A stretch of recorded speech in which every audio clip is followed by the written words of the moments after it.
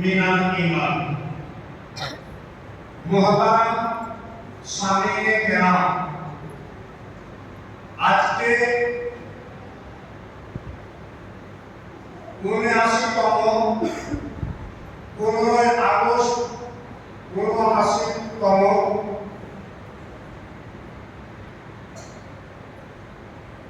স্বাধীনতা দিবস। আজকে বহু মূল্যবান দিন, আবার আজকে পরেও জমাবার। আপনাদের সম্মুখে আমি কালামুল্লাহ থেকে আয়াত একটি তেলাওয়াত করেছি। যে আয়াতে আল্লাহ পরিত্রাণ বলতে চাইছেন যে আমি তোমাদের কাছে কোরআন অবতীর্ণ করিয়াছি, এর সংরক্ষণের দায়িত্ব আমার। এটা পৃথিবীর কোন মখলুকে নয়। তো আল্লাহ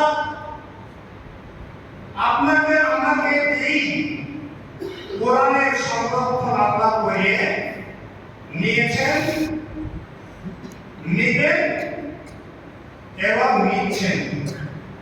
সেজন্য আপনারা আমরা মাথায় রাখি, আজকের আমার আলোচ্য বিষয় হচ্ছে স্বাধীনতা সংগ্রামে মুসলিমদের অবদান। মুসলিমদের কি অবদান আছে সেই সম্পর্কে আজকে আপনার আলোচ্য বিষয়ে বস্তু হচ্ছে। আপনারা আমরা প্রত্যেকেই জানি, আপনারা আমার কাছে আজকে উজ্জ্বল ইতিহাস আছে যে ১৯৪৭ সালে ১৫ আগস্ট ভারতবর্ষ স্বাধীন হয়। এই স্বাধীনতা সংগ্রামে মুসলিমদের যে অবদান, ৫৫,০০০ ওলামাকে ফাঁসির মঞ্চে ঝুলতে হয়েছে। তবে আমরা রক্ত দিয়ে এই দেশ পেয়েছি। তাই আমরা ভারতবর্ষের নাগরিক। এটা আমাদের গণতান্ত্রিক পদ্ধতিতে আমাদের ইসলামিক কৃষ্টি কালচারকে বজায় রেখে আপনাকে আমাকে বেঁচে থাকতে হবে। মাথায় রাখুন, অধিকার কেউ দিতে চাই না, অধিকার ছিনিয়ে নিতে হয়। তা আপনাকে আমাকে প্রত্যেকে অধিকার ছিনিয়ে নিতেই হবে। তাই করে বলছেন, शोभत त्यागो तुझे, शोभत त्यागो हम तुझे, देश वतन परस्ती का आए जालिम, पानी ना हो तो हम मिट्टी से वजू करते हैं। আমরা এই ভারতবর্ষের নাগরিক, আমরা পানি না পারো কোরআনে আছে, বাইনান তারিউমান তারান্নামু শাইদান তাইয়িবা। যদি তোমাদের কাছে পানি না থাকে তাহলে পানি মাটি দিয়ে তায়াম্মুম করো। তাই আমরা এই ভারতবর্ষের নাগরিক, আমরা এই ভারতবর্ষের মাটিতে আমরা পানি না পেলে তায়াম্মুম করে নামাজ পড়ি, ঠিক না ঠিক? তাই আপনারা আমরা প্রত্যেকেই কেমন ভাবে ওলামারা জীবন দিয়েছে। প্রথম যখন স্বাধীনতা সংগ্রাম হয় তখন প্রত্যেকটা জাতি বাই জাতি, দলিত, মুসলিম, খ্রিস্টান, হিন্দু, জৈন, শিখ, ইসাই, তারা আলাদা আলাদা ভাবে এই স্বাধীনতার সংগ্রামে তারা স্বাধীনতা করেছে। কিন্তু দেখা গেল এইভাবে স্বাধীন করে তো দেশকে ইংরেজদের হাত থেকে, ইস্ট ইন্ডিয়া কোম্পানির হাত থেকে দেশকে উদ্ধার করা সম্ভব নয়। তাই রশিদ আহমদ গাঙ্গুহি, আশরাফ আলী থানভী, আপনার হাজী ইমদাদুল্লাহ মাক্কি, এই সমস্ত প্রমুখ ওলামা হযরতরা তারা এক পাশে বসে একসঙ্গে মাশওয়ারা করে মহাত্মা গান্ধীকে ওই সময় জমিয়তে ওলামা হিন্দের সাধারণ সম্পাদক ছিলেন, অল ইন্ডিয়া জমিয়তের সাধারণ সম্পাদক মাওলানা হিফজুর রহমান, তিনি গান্ধীজিকে নগদ ১,০০,০০০ টাকা তার জমিয়তে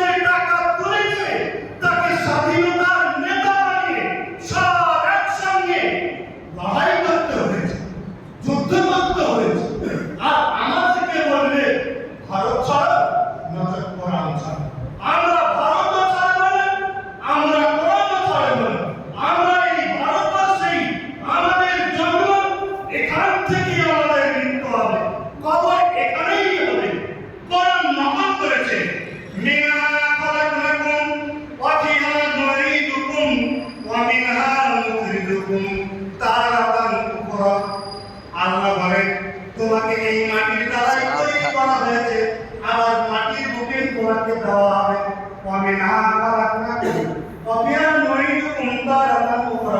আবার তোমাদেরকেই পানি আবার তোমাকে থেকে তোমাকে পুনরুত্থান করতে হবে। পেয়ারা হাজির মাথায় রাখি, তাই 1947 15ই আগস্ট ভারতবর্ষ স্বাধীন করতে গিয়ে 52,500 কোরআনকে ফাঁসির মঞ্চে ঝুলতে হয়েছে। এখানে ইতিহাসে যে রাস্তায় রক্তে পিছন হয়ে গেছে, অন্যান্য জাতি যদি কুইন্টাল কুইন্টাল রক্ত দিয়ে থাকে, তাহলে মাথায় রাখবেন এই মুসলমান তারা মানে টন টন রক্ত দিয়েছে। তারপরও আমাদেরকে আবার নতুন করে প্রমাণ দিতে হবে আমরা নাগরিকতা কিনা। মাথায় রাখি, যিনি দাবি রাখছেন যে নাগরিকতার জন্য অমর লাগবে তমর লাগবে, আমরা ঘুরিয়ে প্রশ্ন করব তোমার নাগরিকতার আগে প্রমাণ দাও। আমাদের বাপদাদা এই মাটির জমিনে ভারতের মাটিতে শুয়ে আছে, আবার আমাদেরকে কোনো প্রয়োজন লাগবে না। আমরা তাই ভারতবর্ষের নাগরিক, আমরা দেশের মুসলিম জাত। মাথায় রাখি, এটা কোনো কারো কাকুতি বিরোধী করার প্রয়োজন করে না। আপনারা আমরা শুনেছি মাওলানা আবুল কালাম আজাদের নাম, যিনি মাল্টার বন্দিতে জেলখানায় যখন বন্দী হয়ে গেলেন, তিনাকে তার মুহতারামা তার স্ত্রী বলছে যে ও আমার স্বামী, তিনি ওখান থেকে জেলখানায় চিঠি লিখছে, এদিকে বেঈমান সরকাররা ইংরেজ ইস্ট ইন্ডিয়া কোম্পানি তাকে জেলখানায় রাখা হয়েছে। তিনি তার মুহতারামা বিবি বলছে, দেখো আমি মনে হয় আর জীবনে আর বাঁচবো না, তুমি যদি আমাকে আমার সাক্ষাৎ করার চাও তাহলে তুমি বলো, শেষবারের মতো জেলখানায় একটু ছুটি নিয়ে এসে আমাকে শেষবারের মতো দেখা করে দাও, নয়তো হয়তো আমি আর বাঁচবো না। তো মাওলানা আবুল কালাম আজাদ তার মুহতারামা তার অর্ধাঙ্গিনী বিবেকে চিঠিটা পুনরায় ঘুরিয়ে জবাবে লিখছে যে শোনো, যে জাতির জন্য আমাকে কারাদণ্ডে আসতে হয়েছে, যদি তোমার সাথে আমার দুনিয়ায় সাক্ষাৎ না হয় কোনো যায় আসবে না, তোমার সাথে আমার সাক্ষাৎ হয়ে যাবে কিয়ামতের মাঠে। কিন্তু আমি তোমার জন্য ওই বেঈমান সরকারের কাছে আমি মাথা নত করব, আমি মাথা নত করতে রাজি নাই। কোরআনে যখন প্রয়োগ করেছে, কোরআনে আল্লাহ বলেছে জাল হক ওয়া যাকাল বাতিল ইন্নাল বাতিলা কানা যাহুকা। মানুষের কাছে যখন হক বার্তাটা পৌঁছে যায়, তখন মানুষের কাছে যেটা বাতিল সেটা মিটিয়ে যায়। ইন্নাল বাতিলা কানা যাহুকা, এটা আজ বলে নাই, এটা যুগে যুগে বাতিল হয়েছে। আব্বা জীবন মাথায় রাখি, আপনাকে আমাকে আগামী দিন আসছে, হয়তো আবার কুইন্টাল কুইন্টাল রক্ত দিতে হতে পারে, রাস্তা পিছল আদায় হতে পারে, কিন্তু আমরা আমাদের একই কর্তব্য থাকবে। ভারতবর্ষের নাগরিক, আমাদের নাগরিকতার প্রমাণের জন্য আমাদের কোনো প্রয়োজন নাই।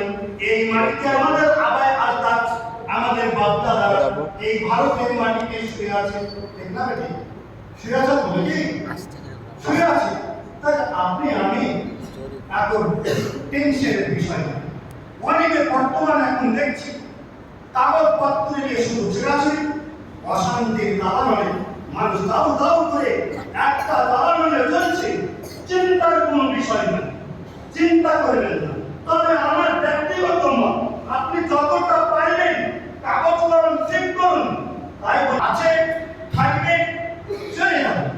আসল আমাদের জিন্দগি হচ্ছে কবর, এই কবরওয়ালা জিন্দগি এটাই আমাদের। এটা আমাকে আপনাকে মাথায় রেখে আর একটা কথা বলি আপনাদের কাছে, আমি শেষ করব। কথা হচ্ছে এই ভারতবর্ষের আজকাল 79তম স্বাধীনতা দিবস, তাই বলছেন এক ভারত এক প্রাণ, এক ভারত এক প্রাণ, ধর্ম আলাদা রক্তের রং এক, ভাষা ভিন্ন মাটির গন্ধ এক,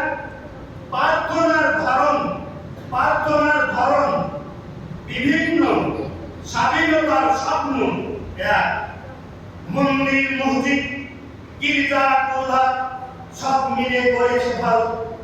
তিরঙ্গা শুধু কাপড় নয়, এটা আমাদের ঐক্যের প্রতীক, যাকে ভাঙার ক্ষমতা কারণে। ঘৃণা ভাঙে, ভালোবাসা করে। আসুন আমরা মিলিত হই, হাতে হাত মনে মন মিলিয়ে বলি ঐক্যই শক্তি, ঐক্যই জীবন, ঐক্যই ভারত। এই বলে আমি আমার কথা শেষ করলাম। আলহামদুলিল্লাহি রাব্বিল আলামিন। সুবহানাল্লাহি ওয়া বিহামদিহি, সুবহানাল্লাহ।